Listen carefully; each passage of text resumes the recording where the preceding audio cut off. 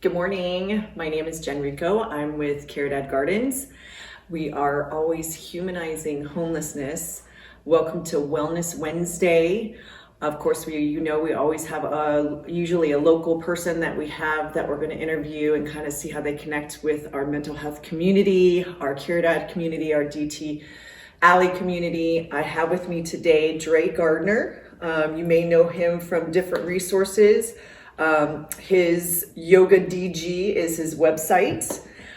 You also may have met him or known him through Silent Savasana. So what we're going to do is we're going to talk to Dray today about Yoga DG, and welcome. Yes, thank you. Thank you for having me. So are you from Vegas, or I know that's a weird question for most people. I've been in Vegas longer than anywhere in my life. So I moved here when I was 23, and I'm 53 now. So okay. I've been here 30 years. So my life's like in 3 stages. I think it was when I was born in South Central Los Angeles and raised there until about 9. Then I moved to Orange County, stayed in Orange County from 9 to 23, then 23 to here. Got it. So what brought you to Vegas? How did you originally get here? I wanted to make sure I could stand alone as a man. And, when you're around friends and family, I was just like, I got to figure life out by myself. So it was the next bordering state. I could transfer my college credits. I said, let's go. I came out here with $1,000. Nice. And didn't know anybody. Rags to riches, I love it. It's time for change. That embrace change. Great. Well, so what got you interested in yoga? Did you bring yoga with you? Did you get yoga? No, into yoga believe it or here? not, yoga was the farthest thing from my mind. I come from contact sports, so I beat my body up for a long time, and the doctors told me they wanted to give me exploratory back surgery in 2006, and I said no. So I jumped into yoga because they said that's what heals you. And 2007, I became an instructor. And then 2009 is when I had my first seizure that had to do with my spine, and that's when I realized that I needed some surgery. There's going to be some recovery time, and yoga was my therapy back. Wow. So yoga's proven itself over and over to me. After I have seizures, yoga gets me right back on my mat. It's a slow process, but I suffer from seizures because of my spine. Okay, so it's not epilepsy, right? I'm officially an epileptic. Okay. Because they say that anyone who has more than 2 seizures, regardless of what kind they are, you're an epileptic. Okay. So I officially got labeled an epileptic at 50. So would you say the origination of a lot of the spinal problems that you have came, you said, from impact sports? What sport did you play? Jiu-jitsu, wrestling, and football. Those are my top 3. Okay, so pretty intense, yes. Pretty intense sports. Pretty intense sports. And to me, yoga is just like martial arts, but you're not hurting yourself. Right. You're your teacher and your student. Right. So it's the journey inside, and that's really what a lot of us don't like to do or lack. We take time to take care of a lot of other things outside, but we don't want to do the inside work, and that's where all the real business has to happen. So you took some yoga classes. Did you take specific ones? Is there anyone you want to give a shout out to for some of your direction? Well, my first yoga experience was Bikram Yoga. That's the one that kind of set me on my path. That's the first one I got certified in. And, when I got a certification for Bikram Yoga, I really was still in search of more yoga. So my real guru was Dharma Mitra. He's 84 now. And he's an incredible yogi out of New York and ex-capoeirista. So he doesn't come from the traditional background, Brazilian. Yeah. And really changed my life. He's the one who set me on my path. Did you meet him here in Vegas, or was that something that you found outside of? I saw him out. Wow. I saw him out. So what made you seek him out? What made him unique or special that you felt like you had to go see him? It's bizarre that you asked that question. I was just looking for to get out of Bikram. I want to transition out of Bikram. And when you're certified in Bikram, you can only teach Bikram. So very strict. In order for me to teach anything else, I had to get certified in something else. So I had signed up for something called Dragon Flow Yoga. And then one of my yoga sisters called me and she's like, Dray, Dharma Mitra is doing training. And I was like, who's Dharma Mitra? She was like, the book that you have, the poster that you have, that man is alive. And I was like, what? He's alive? So I canceled Dragon and immediately dived into Dharma. And it was the best thing I ever did. Wow. So divine intervention. Oh, it changed my trajectory. Yeah. Yoga's my background, so that's why I'm asking these questions. Yeah. So I'm seeking. I'm going to pull that out. Yeah, no, I know. So for what he does, so for me, I know that my specific teacher didn't just speak to my body's they spoke to me deep down, like you were saying. Yes. There's definitely levels to yoga. Yes. Right? The physical is definitely a way in, but once you start feeling and transforming the physical body, you start to understand that there's layers below that. Yes. Right. And so, did you go to New York from Vegas? Is that kind of what you did? New York, yeah. You did some training? I went to training, to an intense training, 3 weeks. And then I had to do some post work outside of training. Got my certification and never looked back. That kind of changed my trajectory, because he told me that yoga's one of the most boring things in the world. So don't bastardize the practice, Right. but just update the hard drive. Right. Take it and go. So I've heard, and I've had moments where when we meet people that we're supposed to meet, there's a transformation that happens. Would you say that's what happened when you met him and when you started working? 100%. I mean, he was the guy I'd see him doing headstands in books, and I was like, this has to be fake. And just because I seen it and they said it was real, I started practicing headstands. So even before I knew who he was or anything, I just seen this man upside down with no hands, and I was like, okay, I got some work to do. So he's like the Bruce Lee of yoga, right? Yeah, he is truly and to me, he's a living legend. I've never seen another yogi with his practice. Yeah. And as humble as he is. He's very quiet, very shy, like you'd never even know, but he can open a can of whoop ass. If yoga was in the Olympics, he'd be the Olympic champ to me.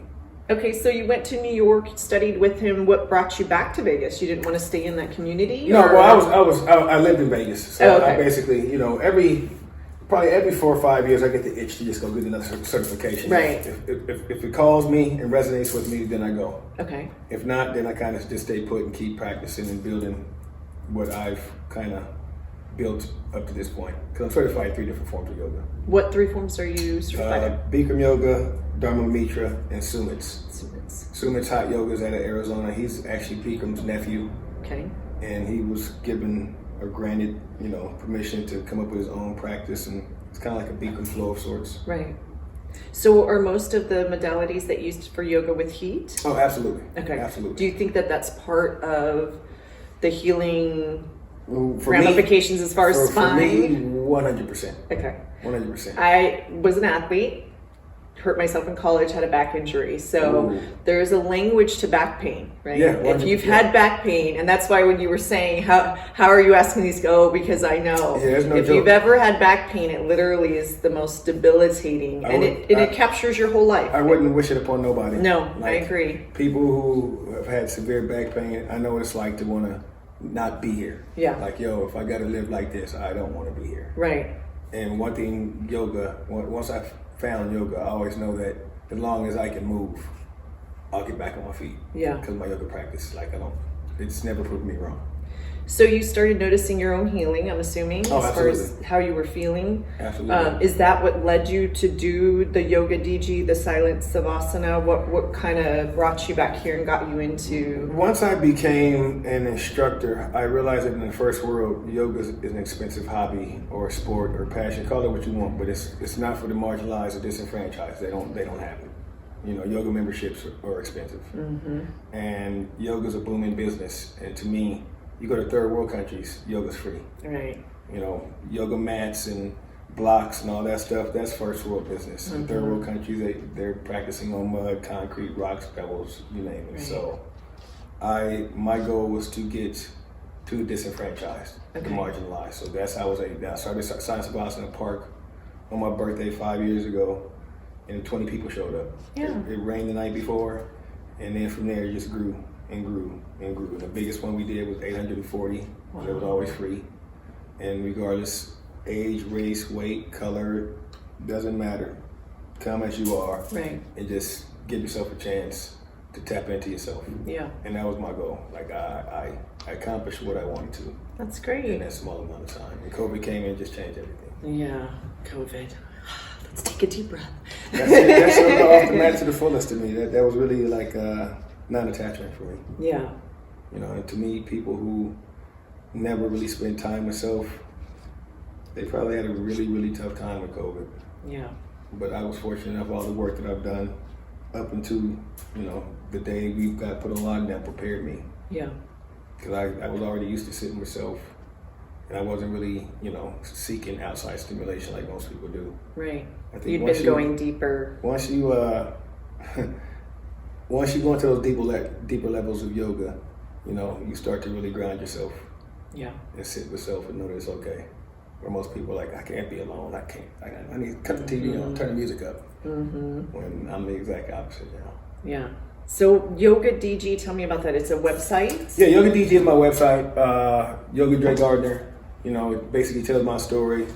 Silent Savasana spawned off of Yoga DG. And, you know, again, it was something that I just wanted to really give to the people. And the people showed up. And it just got bigger and bigger and bigger. We were in the process of launching, being part of the Nike Yoga launch.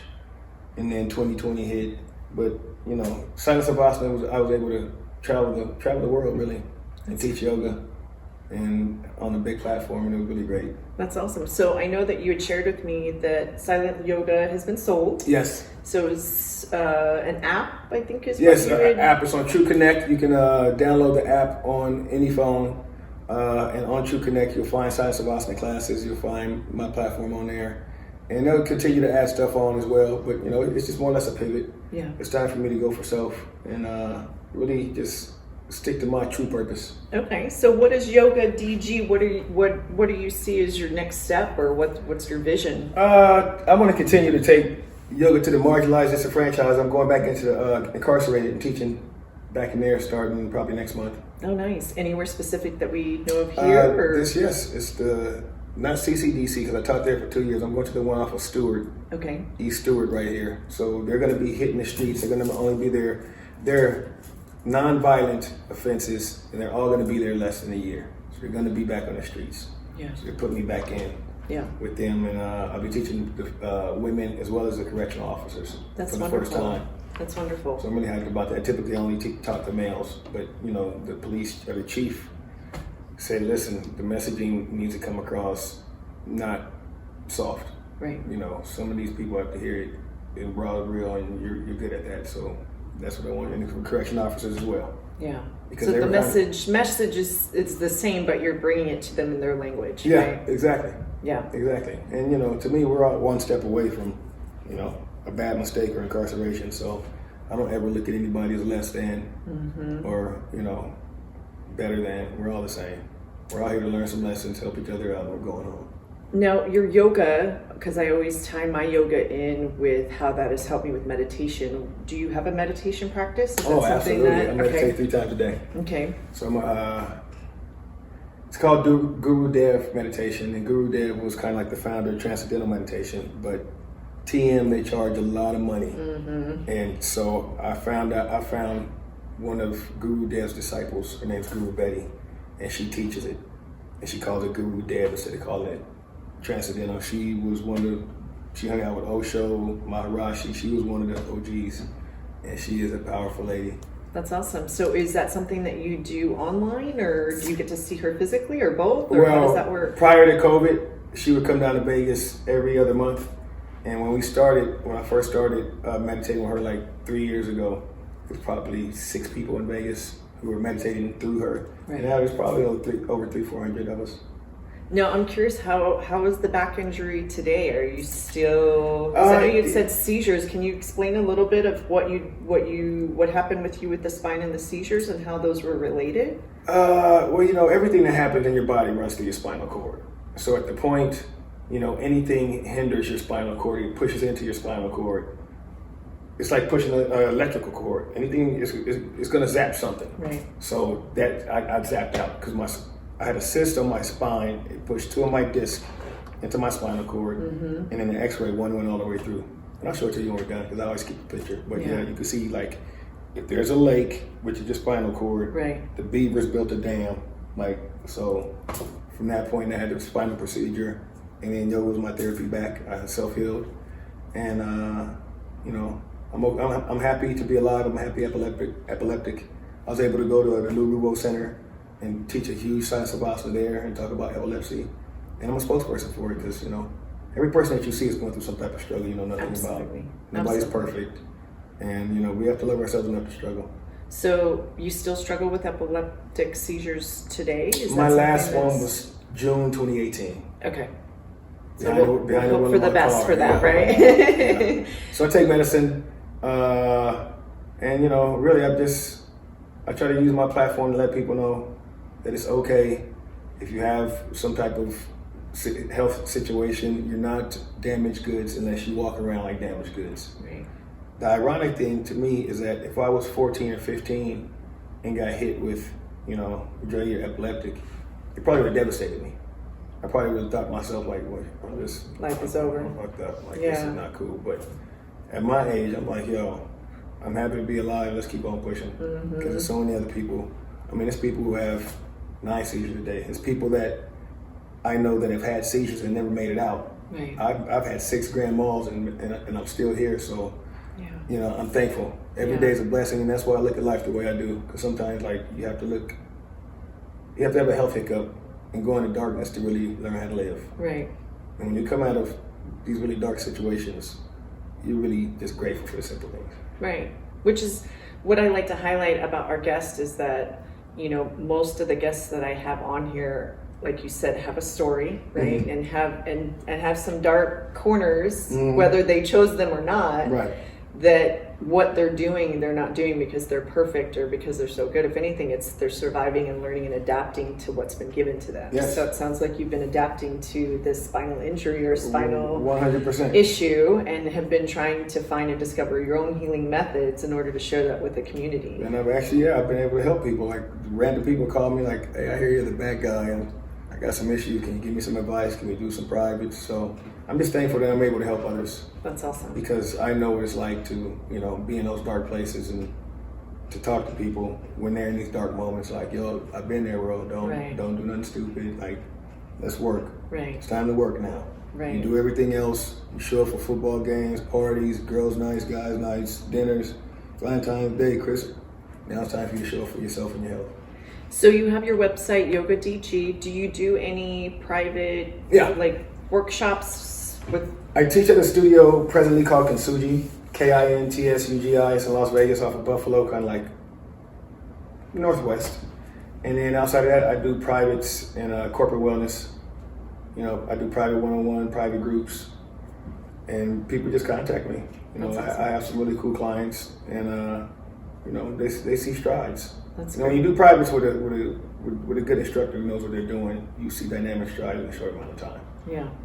So is there anything, I know you said you're always looking for new certifications. Is there anything that you can see on the front of like what you might be wanting to discover or explore? One of my really good friends started this Bikram Yoga. And it's a mixture of yoga and fighting. It's like a movement. It's a very non-traditional movement, but it's amazing. And I'm thinking about, when things get right and level off, that's the next one I have in my crosshairs. That's awesome.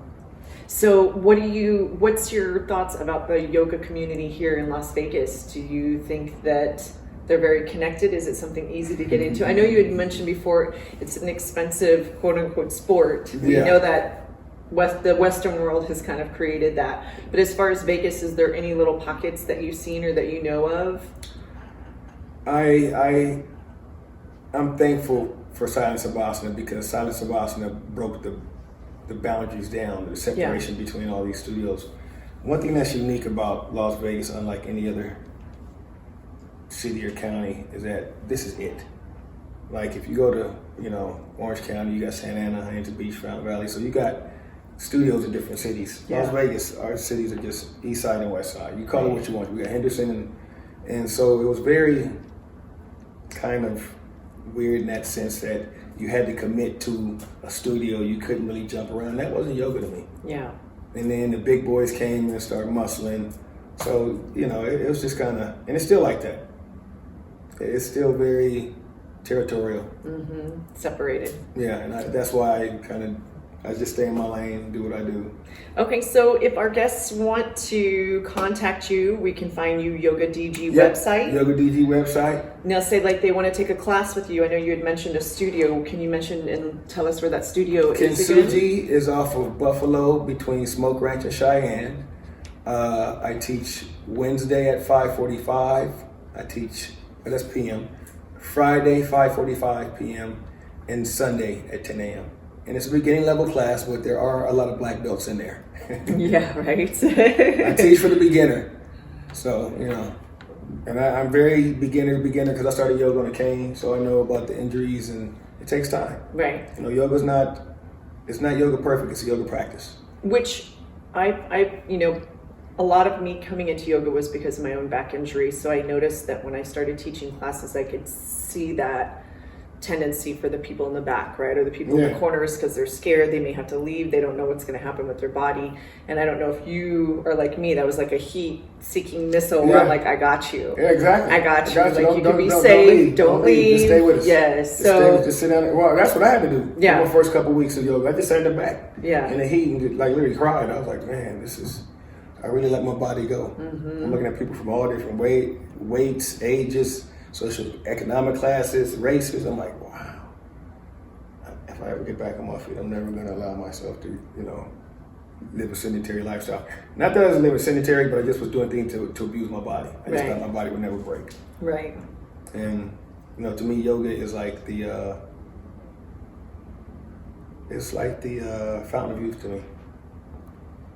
Like, you age gracefully if you have a nice yoga practice and commit yourself to 3-4 classes a week. Right. Not you doing it by yourself, but actually being a student. Right. And that's one thing I've done in 2021 is I committed myself to being a student again. Because as a teacher, you lose your practice a lot of times and you're giving. Right. So as we ended 2020, I said to Dray, when did you feel your best? And let's incorporate. So I'm back at Bikram.